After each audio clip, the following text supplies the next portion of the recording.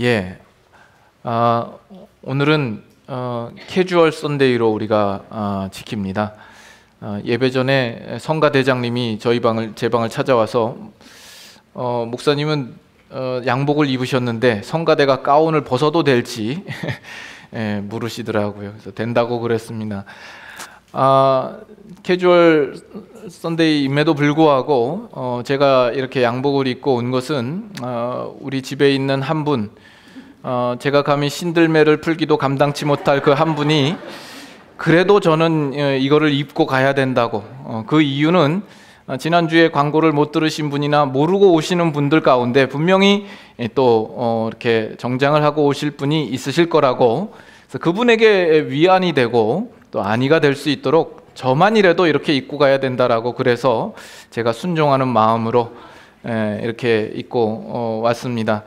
근데 또 공교롭게도 오늘 넥타이가 아주 가장 화려한 넥타이를 차고 와서 일부 예배 보신 분들 가운데 예배에 집중이 안 된다, 예배가 아니라 무슨 무도회장 온 것 같다, 저랑 춤 한번 땡기실까요? 뭐 이런 그러나 여러분 예배에 집중하시기를 바라고, 우리가 특별히 좀 편한 복장으로 예배를 드리는 것은 평소에 우리가 갇혀 있고 막 경건하게 경직된 마음으로 경건한 척 주님 앞에 예배 드리는 것이 아니라, 오늘만큼은 정말 하나님 앞에 그 어린아이가 그냥 아빠를 만났을 때 격식을 따지지 않고 무작정 달려가서 그 품자락에 와락 안기는 그 마음으로 우리가 예배에 임하자라는 뜻에서 우리가 이런 시간을 갖습니다. 그래서 여러분께서 좀 더 편한 마음으로 정말 이 시간을 통하여서 우리 아빠 되신 하나님을 정말 경험하고 만나는 시간이 될 수 있기를 바랍니다.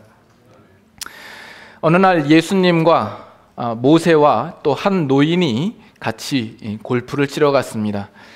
예수님께서 골프공을 딱 쳤는데 잘 날아가다가 좀 이게 다른 쪽으로 날아가더니 호수에 빠졌습니다.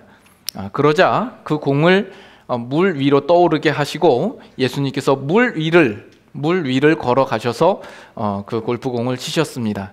다음 모세 차례가 되었습니다. 모세가 티샷을 날렸는데 역시나 그 같은 호수에 공이 빠진 거죠. 그러자 모세는 그 호수에 물을 둘로 갈라서 그 갈라진 강바닥에 있는 공을 찾아서 공을 또 이렇게 쳐서 그린에 올렸습니다. 그래서 아주 의기양양해 있었습니다. 노인의 차례가 됐습니다. 노인이 공을 쳤는데 힘없이 날아가더니 또 호수에 빠진 겁니다. 그런데 갑자기 호수에 있었던 큰 붕어가 그 골프공을 삼키게 되었고, 날아가던 까마귀가 그 붕어를 낚아채더니 날아가는 중에 그 그린쯤 도달했을 때에 그 붕어가 그 공을 토하여서 그 공이 대굴대굴 굴러서 홀컵에 빨려 들어가는 겁니다. 홀인원이 된 거죠. 그걸 보더니 예수님께서 이 노인에게 한 말을 던졌습니다. 아버지, 골프 좀 정상적으로 치세요. 그 노인은 바로 하나님이셨던 겁니다. 이 말이 정말이라면 하나님은 골프가 그렇게 재밌지 않으실 겁니다. 이 골프가 재밌는 이유는 우리가 이렇게 아무리 힘쓰고 노력을 해도 우리 마음처럼 공이 가지 않기 때문에, 우리가 어떤 그 묘미를, 어떤 그 도전하는 마음으로 골프를 즐기기 때문에 재밌는 것 아니겠습니까? 그러나 하나님은 무엇이든 가능하게 하실 줄로 압니다. 오늘 골프 대회가 있는데 여러분, 골프장에 여러분의 마음을 두지 마시고 오늘 이 시간 정말 하나님의 말씀에 정말 집중하여서 사모하는 마음으로 듣는 자들마다 하나님께서 홀인원의 역사를 베풀어 주실 줄로 믿습니다. 그래서 여러분 말씀에 또 집중하시기를 바랍니다. 우리 요한복음 27장은 예수님의 기도입니다. 예수님께서 아버지 되신 하나님께 가장 진지하고 깊은 내용으로 하나님 앞에 기도하는 내용일 겁니다. 그래서 우리가 지지난주에 우리가 말씀을 나눌 때 예수님께서 그 제자들을 예수님 자신과 묶어서 하나님 앞에 아뢰는 내용으로서 그 기도를 우리가 생각해 보았습니다. 예수님께서 그 제자들을 세우고 바로 이들도 아버지의 아들들 아닙니까? 그래서 그 제자들과 예수님이 한 운명체로서 하나님 앞에 그 제자들을 올리고 있는 그런 기도의 내용을 생각해 보았습니다. 이 기도는 한편으로 이 제자들에게도 무언가를 알려주기를 원하는 목적으로 그 제자들 앞에서 예수님께서 소리내어 기도하셨던 기도 내용일 겁니다. 뿐만 아니라 이 기도의 내용이 기록되어져서 우리의 손에 들려졌다라는 것은 오늘날 우리들에게도 뭔가를 알리시기를 원하시는 예수님의 목적이 있었다라고 봅니다. 그런데 이 제자들은 그 이후에 일어날 일들에 대하여서 전혀 알지 못했기 때문에 예수님께서 기도하시는 그 기도의 내용을 충분히 이해하고 파악하지 못했을 것이라 생각이 됩니다. 그죠? 어리둥절했겠죠. 그러나 반면 우리는 이 기도 이후에 일어날 일들에 대하여서 이미 우리는 다 알고 있죠. 그런 면에서 이 기도가 가지는 더 명백한 메시지를 우리들은 좀 더 정확하게 알 수 있지 않을까라는 생각을 해봅니다. 자, 여러분, 예수님께서 이제 제자들과 3년여 동안 그 공생의 기간을 통하여서 가르치시고 훈련하시고 나서 이제 마지막 십자가를 앞두시고 지금 이 기도를 하나님 앞에 드리고 있는 겁니다. 이제 예수님이 십자가를 지시면 그 이후에 다시 부활하시고 하늘에 올리우신 다음에 이제는 그 하나님의 구원의 그 소식이 이 예루살렘과 유다와 이스라엘 민족에만 머무는 것이 아니라 그 민족성의 테두리를 벗어나서 만방의 하나님의 예수 그리스도의 복음이 더욱 복음되게 할 것이며 복음을 적용하시며 많은 사람들을 아버지께로 이끄는 일들을 하실 것입니다. 또 교회를 세우기도 하시고 하나님의 자녀를 만들기도 하시고 또 하나님의 나라를 위한 일꾼들을 세우실 겁니다. 그 모든 일들이 지금 예수님 앞에 있는 이 제자들이 감당하여야 할 사역입니다. 그 중요한 일들을 감당할 자들이 바로 이 제자들인 거죠. 그렇다면 예수님께서 애초에 거기에 맞는 제자들을 택하시지 않을까 생각이 들고 또 그 일들을 잘 감당할 수 있도록 예수님께서 제자들을 잘 훈련시키셨을 것이라 이렇게 우리가 짐작할 수 있습니다. 예수님께서는 공생의 3년여 동안 제자들과 함께 다니시면서 그 이후에 예수님께서 이루어 가실 일들에 대하여서 한시도 그것을 잊으신 적이 없으실 겁니다. 그래서 그 계획과 그 목적하에 철저하게 그 의도 속에 철저하게 이 제자들을 훈련시키셨을 것이라 생각이 들고 이제 예수님께서 마지막 하나님 앞에 나오셔서 그 제자들을 소개하고 있는 것이죠. 아버지, 이들이 바로 이 구원 사역을 이어갈 주님의 일꾼들입니다. 이렇게 소개하지 않겠습니까? 가령 한 국가의 중요한 어떤 임무를 위해서 소수 정예 부대를 구성하고 거기에 교관을 붙여서 그 임무에 충실할 수 있는 어떤 군인을 만들기 위하여서 훈련을 맡깁니다. 그러면 교관은 열심히 그 군사들을 훈련하겠죠. 그리고 나중에 이제 실전에 투입하기 위하여서 그 파병하기 전에 사령관 앞에 이 교관이 자신들이 훈련시킨 그 군사들을, 그 훈련병들을 선보이면서 소개를 할 겁니다. 그러면 그 군인들은 아주 탄탄한 근육과 함께 눈에는 군기가 들어서 아주 눈빛이 강렬하고 또 각도가 있고 절도가 있는 아주 훈련을 잘 받은 군인다운 모습으로 보일 겁니다. 그러면 지금 예수님께서 어떤 면에서는 비슷한 상황 아닙니까? 3년 동안 그 제자들을 데리고 다니면서 함께 훈련시키고 이제 하나님 앞에 마지막으로 이 제자들을 지금 아뢰고 있는, 올리고 있는 그런 상황인데 지금 이 제자들의 모습이 어떠하냐라는 거죠. 예수님께서 훈련시킨 그 제자들의 모습이 어떠하냐라는 거죠. 그것이 오늘 7, 8절에 있는 내용입니다. 보시죠. 지금은 어느 때입니까? 그 공생애를 마치고 지금 이제 십자가만을 앞두고 있는 이 상황입니다. 지금 그들은 아버지께서 내게 주신 것이 다 아버지로부터 온 것인 줄 알았나이다. 나는 아버지께서 내게 주신 말씀들을 그들에게 주었사오며 그들은 이것을 받고 내가 아버지께로부터 나온 줄을 참으로 아오며 아버지께서 나를 보내신 줄도 믿었사옵나이다.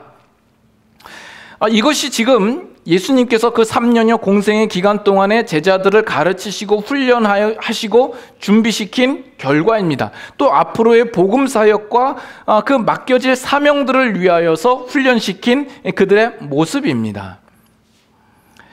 이런 것이라면 여러분 어떤 느낌이 듭니까? 결국 고작 이것 하기 위하여서 예수님께서 3년여 동안 그 제자들과 씨름하면서 고민하면서 그 시간들을 보내셨을까? 이것이 앞으로 그들이 감당해야 할 그 사역에 얼마만큼 도움이 될까? 이런 생각이 혹시 들지 않습니까? 별로 생각들이 없으신 것 같은데 지금 여러분 자신의 일 아니라고 별로 상관없이 들으시는 거죠. 예수님이 하신 거니까 알아서 잘 하시겠죠 라는 생각을 가지고 있는 것 같아요. 나랑 별로 상관없는 것처럼 들으시는데 이게 왜 중요한가 하면 이것을 통하여서 오늘날 우리가 신앙생활을 하고 있는 그 내용과 목표를 우리는 다시 한번 점검해 볼 필요가 있습니다. 여기 있는 우리 모두는 다 하나님을 믿고 있고 예수 그리스도를 믿으면서 신앙생활을 하고 있는 중에 있습니다. 그러면서 우리는 뭔가를 자꾸 하고 있죠. 내가 좀 더 신앙의 깊은 곳으로 나아가기 위하여서 성경 공부도 하고 있고 우리 교회에 있는 여러 훈련 프로그램들 세일꾼반, 제자반, 사역반을 하고 있습니다. 예수님께서 그 제자들을 가르치시고 훈련하시고 기도하신 그 내용을 토대로 하여서 그것을 오늘날 우리들 안에서 소유하고 또 습득시켜 오늘날 이 시대 가운데 예수님의 제자가 되고 하나님의 하시려고 하는 그 일들에 내가 쓸모있는 자가 되도록 하기 위하여서 우리는 계속 무언가를 하고 있습니다. 그러면 우리가 하고 있는 그 전 과정을 통하여서 우리가 기대하고 목적하고 의도하고 있는 결과와 지금 예수님께서 그 제자들을 함께 훈련시켜서 이루어 놓은 그 자리가 얼마나 다른가 하는 것이죠. 그걸 한번 비교해 보자라는 겁니다. 이해되시겠습니까? 우리는 이 신앙생활을 통하여서 우리가 기대하고 있는 것은 뭡니까? 우리가 신앙생활을 통하여서 기대하고 있는 대부분은 어떤 윤리적이고 도덕적인 어떤 변화, 어떤 결과 이런 것들을 기대합니다.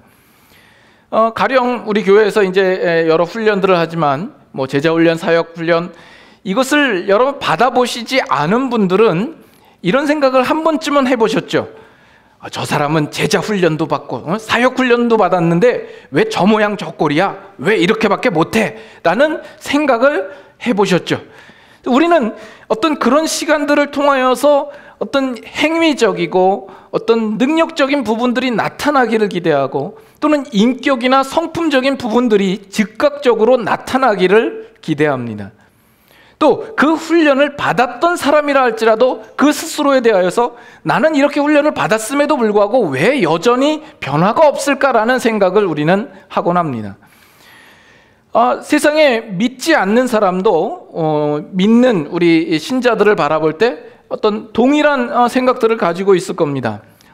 교회를 다닌다고 하면서 예수님을 믿는다고 하면서 왜 행실이 저래? 적어도 예수를 믿는다고 그러면 이러해야지. 그래서 세상 사람들이 우리 믿는 사람들을 향하여서 가지는 어떤 기대치가 있습니다. 어떤 기준이 있고 그것을 가지고 우리를 기대합니다. 오늘날에는 그 기대에 미치지 못하자 오늘날 교회와 오늘 신자들이 많이 욕을 먹고 비난을 당하는 그런 시대 속에 우리가 있습니다. 지난주에도 한국에서 목회를 하고 있고 한 신학교의 교수가 한 18년여 전에 미국의 코넥티컷에서 15살짜리 소년을 폭행하고 또 성추행하고 성폭행했던 그런 일들이 불거져 나와서 아주 사회적으로 큰 이슈가 되는 그런 사건들이 있었습니다.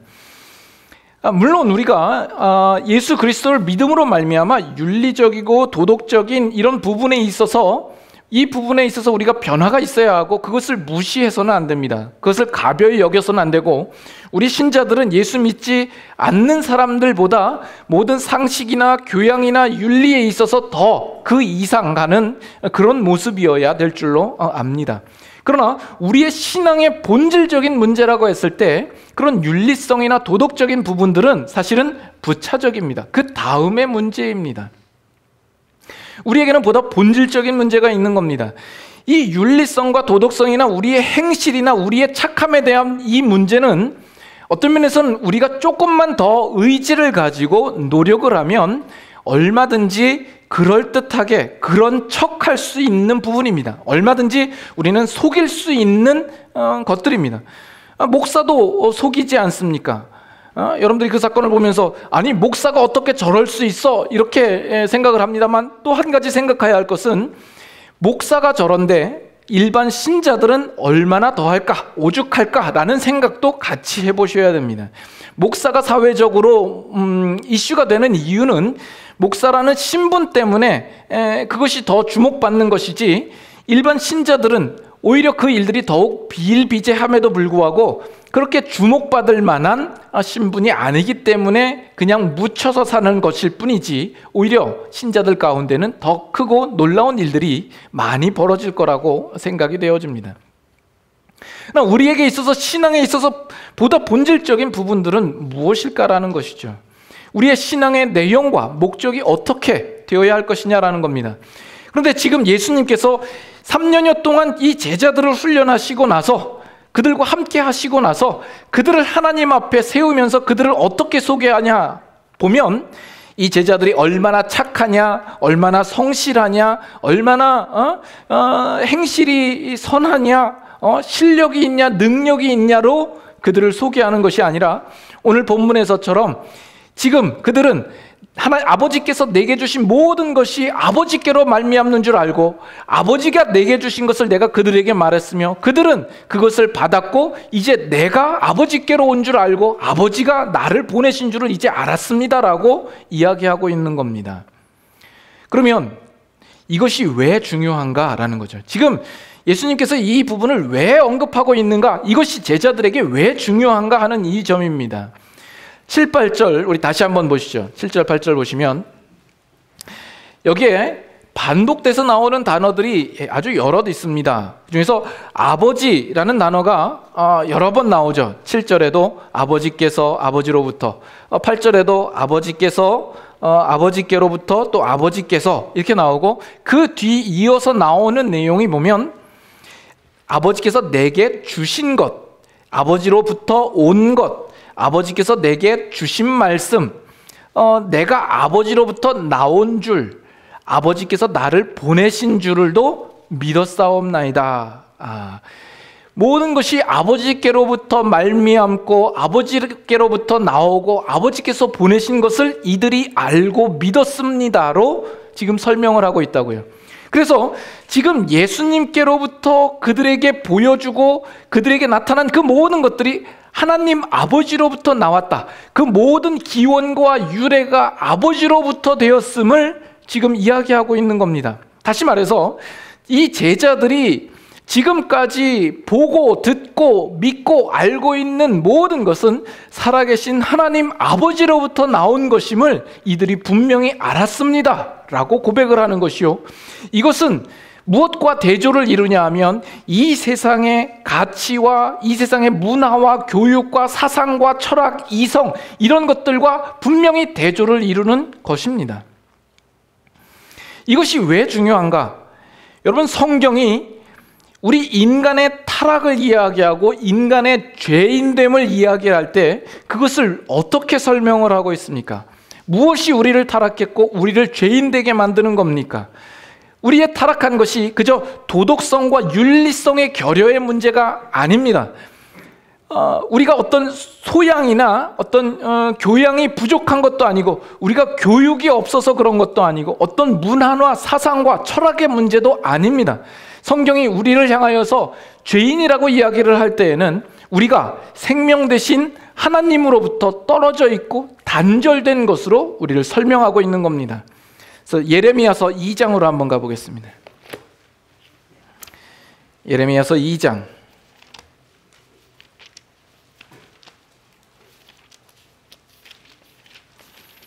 예레미야서 2장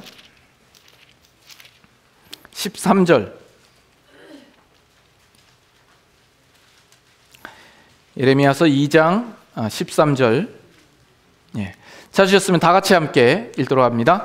내 백성이 두 가지 악을 행하였나니 곧 그들이 생수에 근원되는 나를 버린 것과 스스로 웅덩이를 판 것인데 그것은 그 물을 가두지 못할 터진 웅덩이들이니라. 예.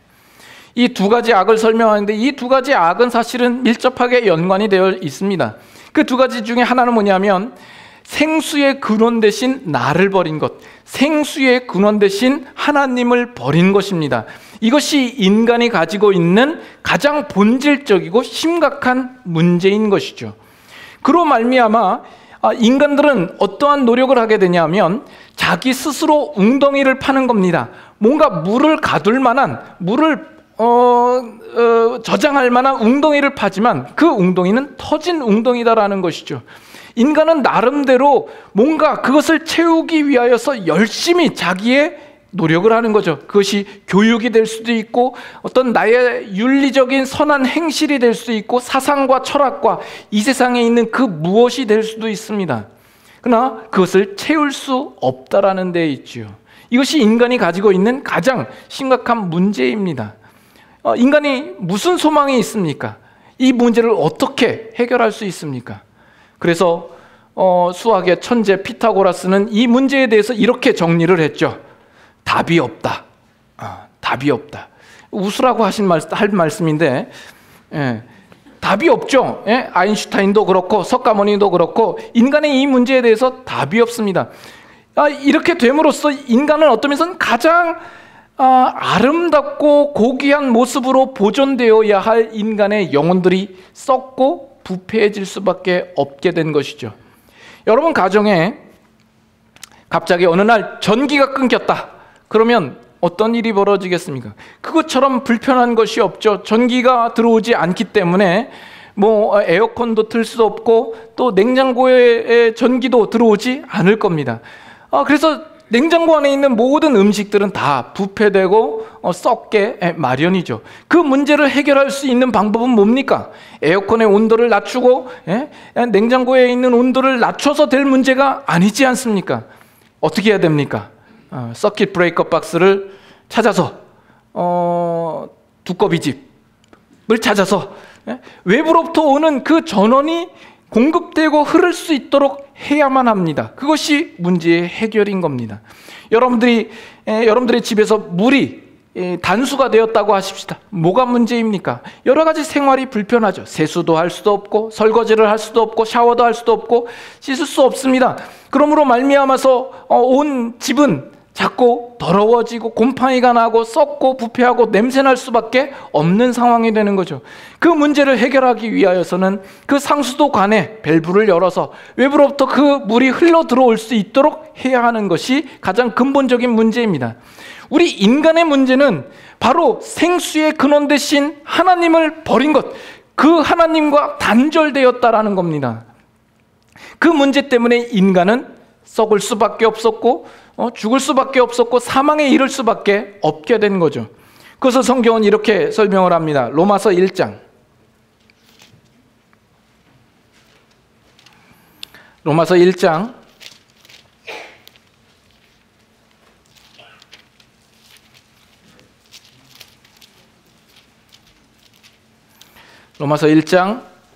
28절부터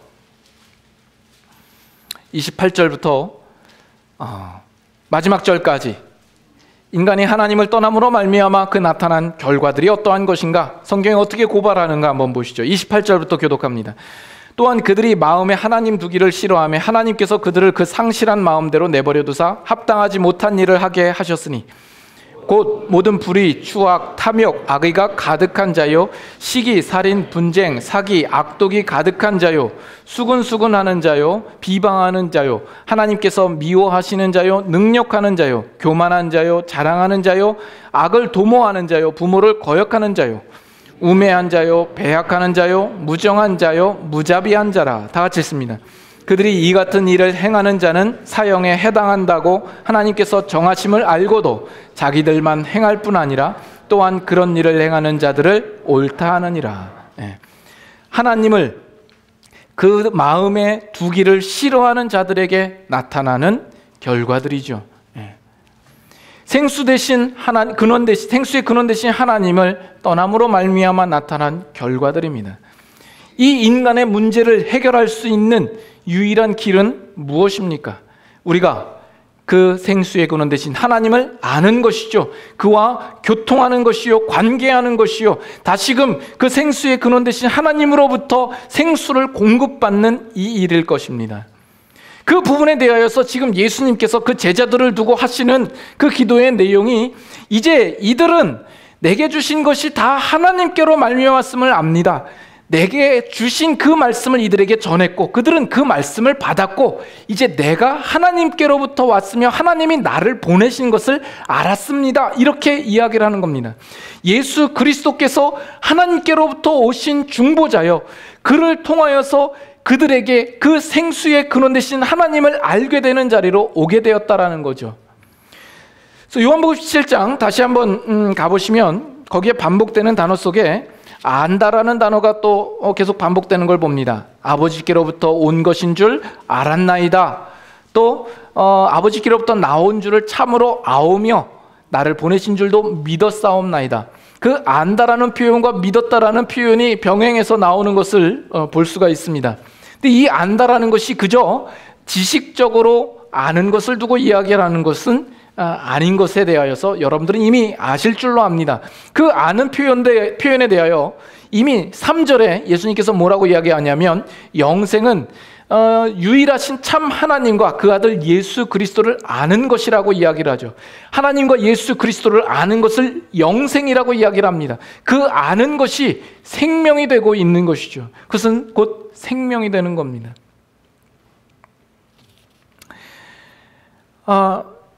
그래서 지금 제자들이 알게 된 것은 뭡니까? 지금 제자들이 아는 자리에 온 것은 뭘 아는 것입니까? 바로 이 예수 그리스도가 하나님께로부터 오신 유일한 우리의 대제사장이요, 생수 대신 하나님께로 갈 수 있는 유일한 근거요, 예수 그리스도만이 참 길이요 생명이요 진리 되신 것을 아는 것이죠.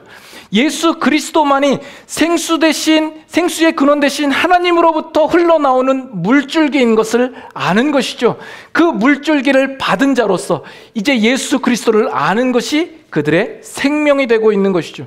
그들의 썩고 부패해지고 사망밖에 없는 그들 가운데 이제 해방되어서 생명을 얻을 수 있는 그 자리에 오게 되었다라는 겁니다.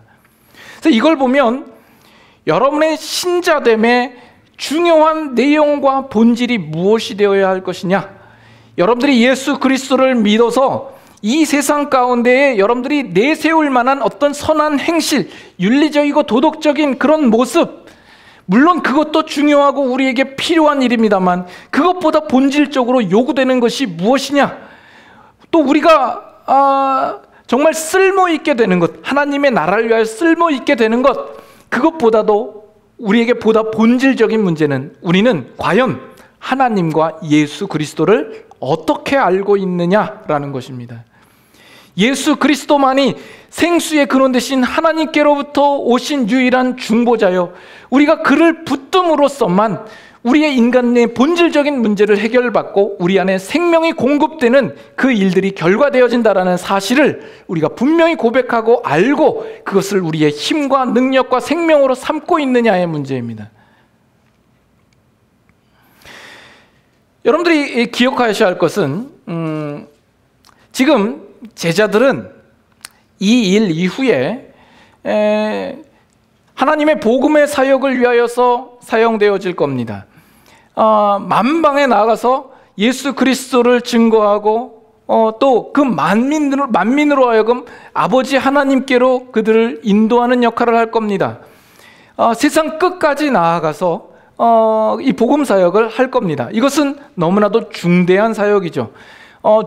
중요하다라는 말조차도 모자랄 정도로 굉장한 사역을 이 제자들이 앞으로 맡게 될 겁니다. 그러나 우리가 보기에 이 제자들은 그렇게 실력이나 능력이 없어 보이죠. 이 제자들의 과거를 보면 다 대부분 어부 출신이요, 뭐 세리 출신이요, 그 사회 속에서 주목받을 만한 실력자들이 아니지 않습니까? 그리고 공생애를 지난 지금도 예수님이 십자가 달리실 때 모두 흩어져 버리는 그런 제자들의 모습을 봅니다. 그렇다면 예수님께서 과연 이들을 통하여서 훈련시킨 결과가 뭐고 뭘 기대할까라는 생각을 하죠. 그러나 하나님께서 하시는 그 일이라고 하는 것은 우리의 실력이나 우리의 능력에 달려있지 않고 바로 이 부분, 그들이 예수 그리스도를 어떻게 알고 있는가, 예수 그리스도가 하나님께로부터 오신 유일하신 분이요 그리스도를 통하여서만 하나님의 생수가 우리에게 전달되는 그 분명한 사실들을 알고 그리스도를 붙잡는 그들의 신앙을 통하여서 하나님은 이 세상과 이 역사를 바꾸는 일을 하신다라는 것입니다. 그래서 이 기독교가 놀라운 것은 기독교는 어떤 양적이지 않습니다. 어떤 실력도 아니고 능력적인 것도 아닙니다. 생명적인 겁니다.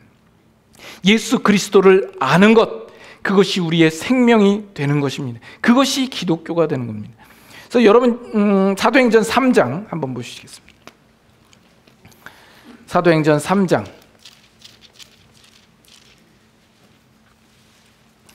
사도행전 3장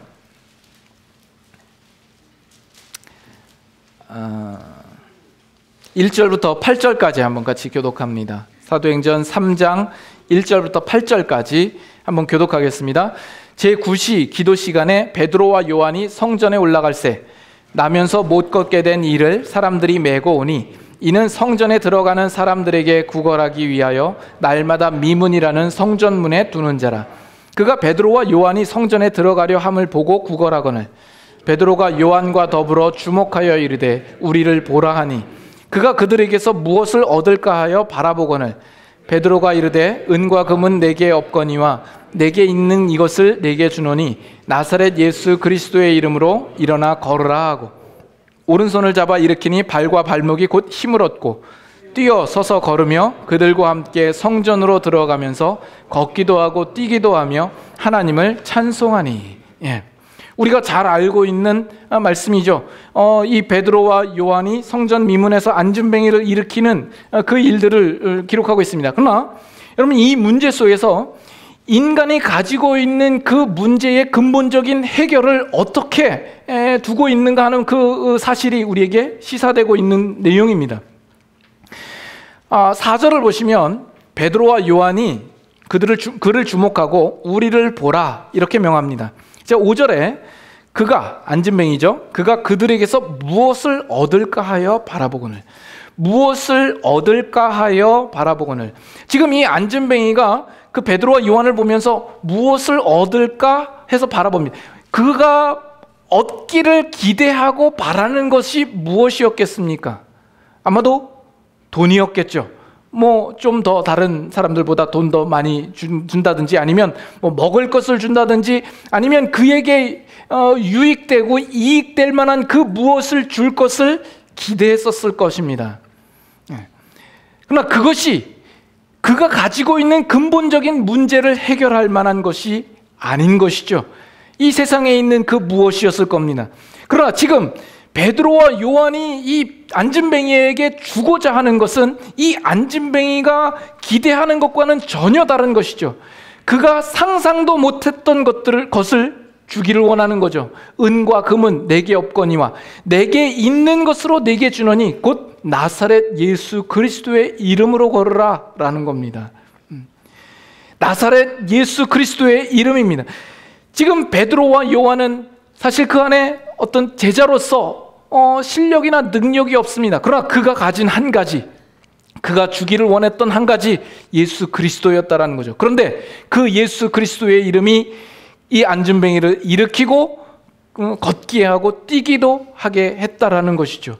인간이 가지고 있는 가장 근본적인 문제의 해결은 이 세상에는 없는 문제입니다.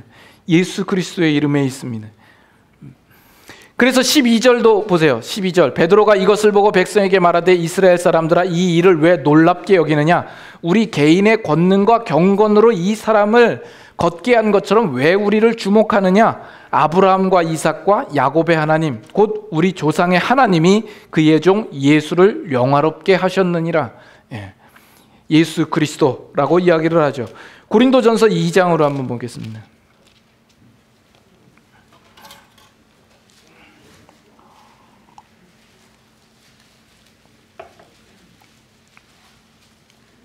고린도전서 2장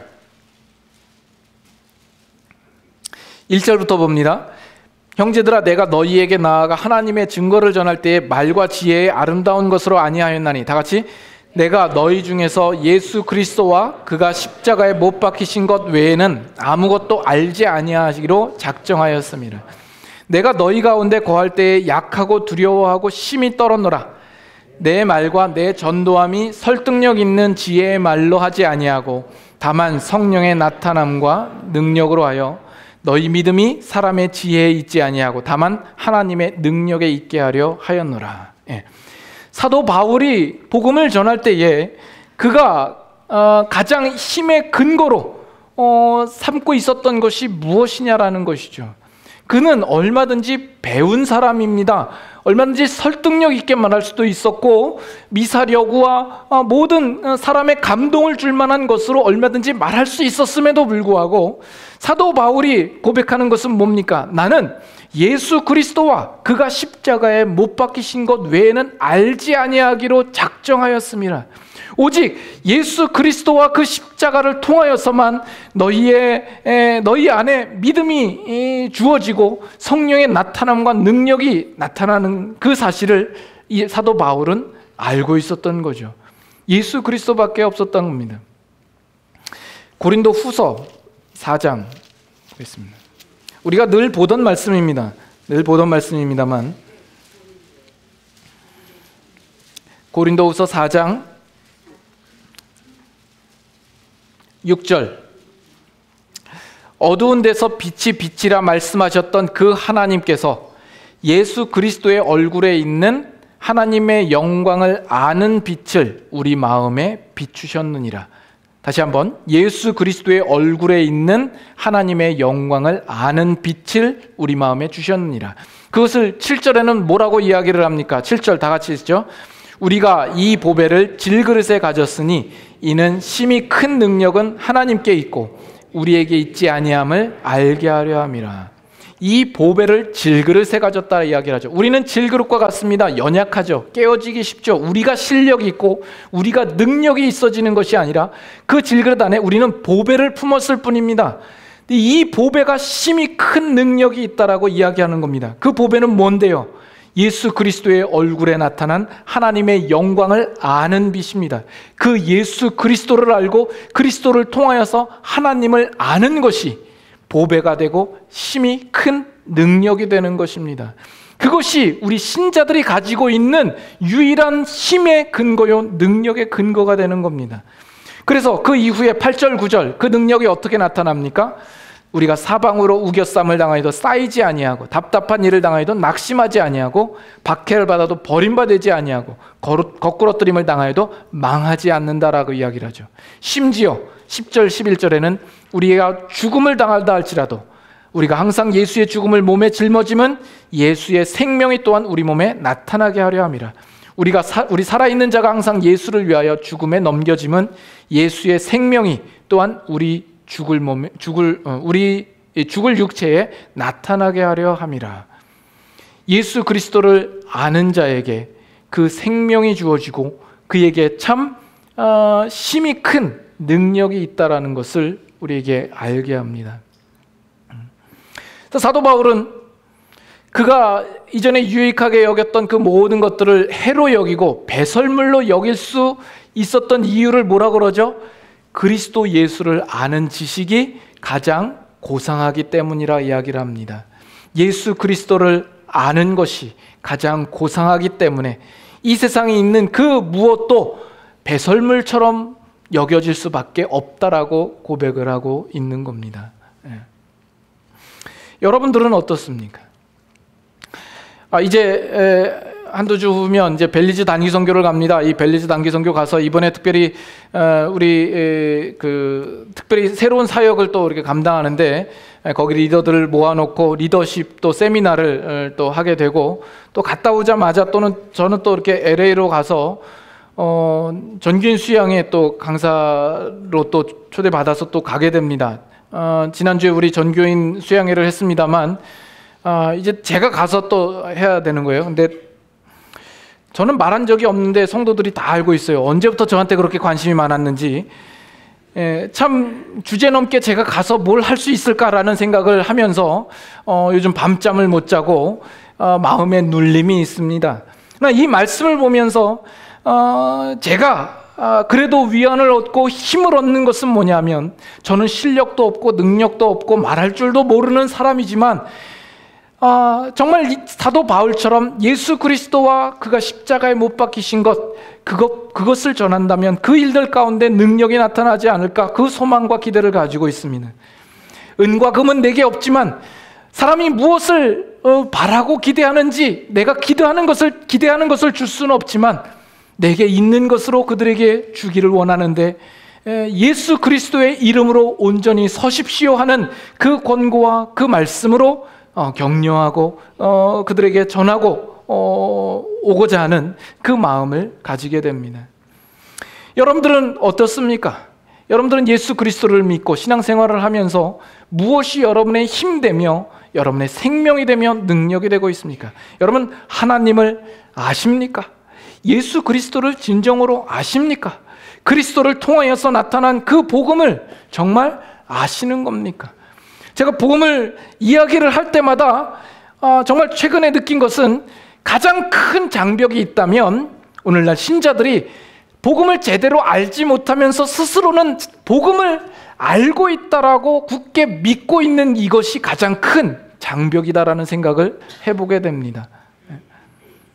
본인은 다 알고 있다라고 생각하죠. 지금 이 순간도 이 문제는 나랑은 별개의 문제다, 이런 생각을 여러분 가지고 있지는 않습니까?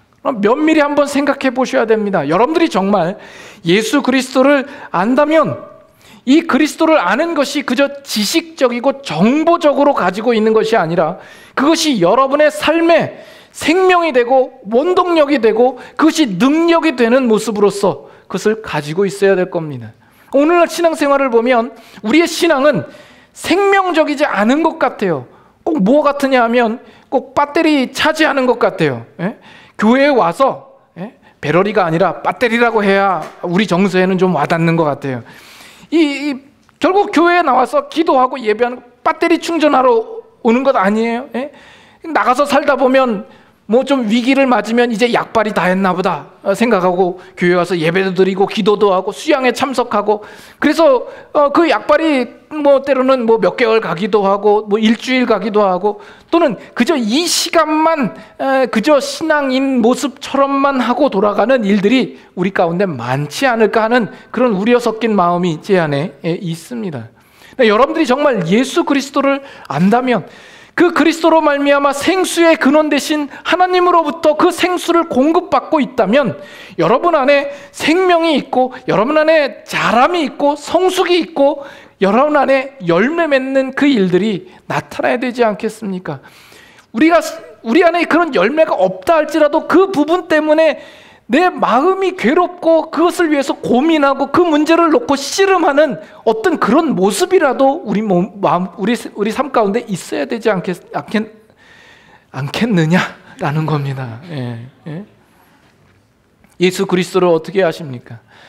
이 신앙 가운데 예수 그리스도를 좀 더 구체적으로 정말 진실로 알기를 힘쓰는 여러분들이 될 수 있기를 바랍니다.